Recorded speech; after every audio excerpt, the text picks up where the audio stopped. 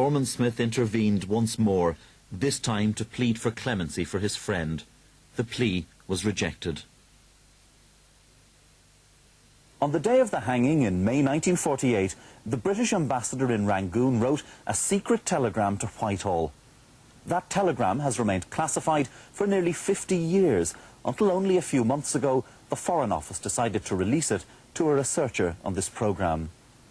The telegram reveals that the Chief of Police told the ambassador, and I quote, "We're now virtually convinced that there was British connivance in the assassinations." The police chief cites Sir Reginald Dorman-Smith as a suspect. He believed the go-between was a man from the British Council in Rangoon called Bingley. Bingley hasn't featured so far in our story, but he will now. Soon after his arrest, U Saw, in desperation, started writing secret letters from his cell.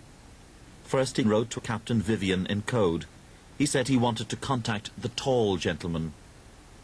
Everyone got very excited because who is this tall gentleman? That was a great mystery. Vivian, who by now was also in prison for the arms theft, strongly advised against contacting the tall gentleman. U Saw then wrote to another British accomplice, Major Henry Young. Now the police chief decided to fake a reply.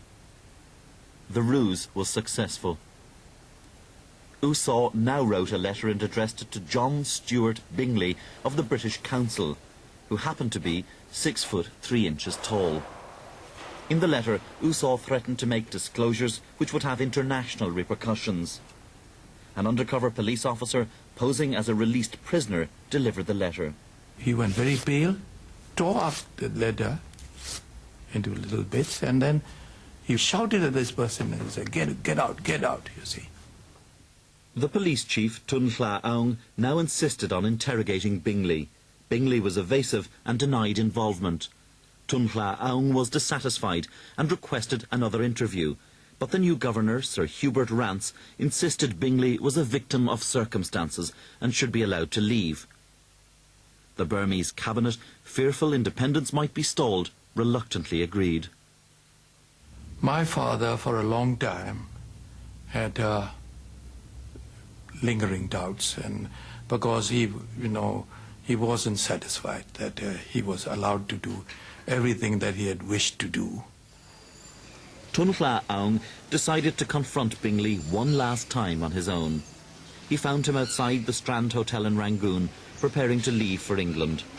The police chief carried a second letter from U Saw, even more incriminating than the first. I took a grave risk, as advised. I think he was trying to get Bingley to say something. That this was his last chance to get Bingley to admit. But Bingley claimed diplomatic immunity and refused to answer the police chief's questions. And finally he was allowed to leave, and my father said, "Don't you ever come back to Burma." John Stuart Bingley died in 1979 in Surrey. His internal reports on the assassination don't figure in the publicly available British Council files at the Public Record Office. Like Sir Reginald Dorman-Smith, Bingley was a keen supporter of Karen independence.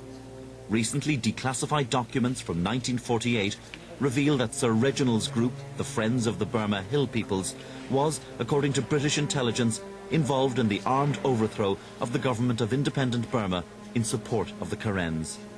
Many documents on this group still remain secret. But those released identify as key figures in the group two close associates of U Saw, his brother Mong Mong Ji and his defense lawyer Benjamin Vertanes. One person who knew much concerning the assassination was Aung San's close friend and secretary at the London talks, Bo Set-cha. Set-cha is now dead, but he told his story to an American journalist living in Bangkok in the 1960s. Bo Set-cha told me that there was a very powerful group in London. These were people who, during the war, had been in the secret intelligence services. They had been involved diplomatically with Burma, militarily, and also with the Secret Service. Since that time, some of them had risen to the House of Lords.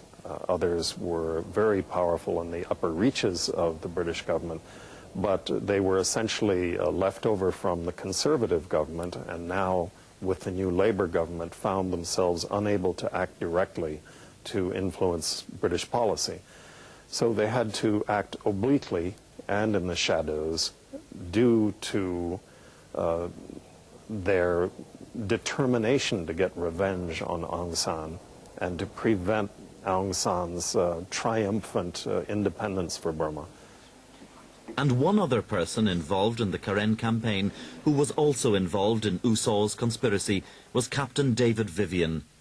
Vivian escaped from prison in Burma and went to fight with the Karens. The Times reported him killed in an ambush by the Burmese army in 1950. But we've discovered a diary of his fighting days with the Karens up till 1954, and that he returned to Britain from Thailand in 1955 with false papers under the name of John Morgan.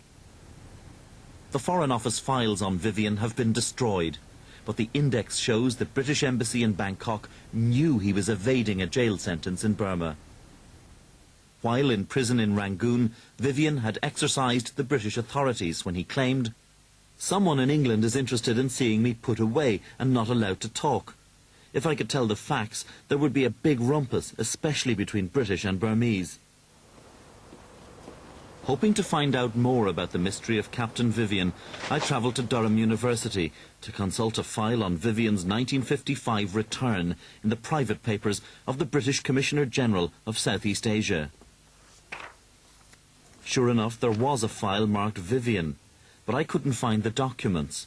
Instead, I found this white card. Dr. Fuster, no document on Captain Vivian, as there should be, just this piece of paper. Why?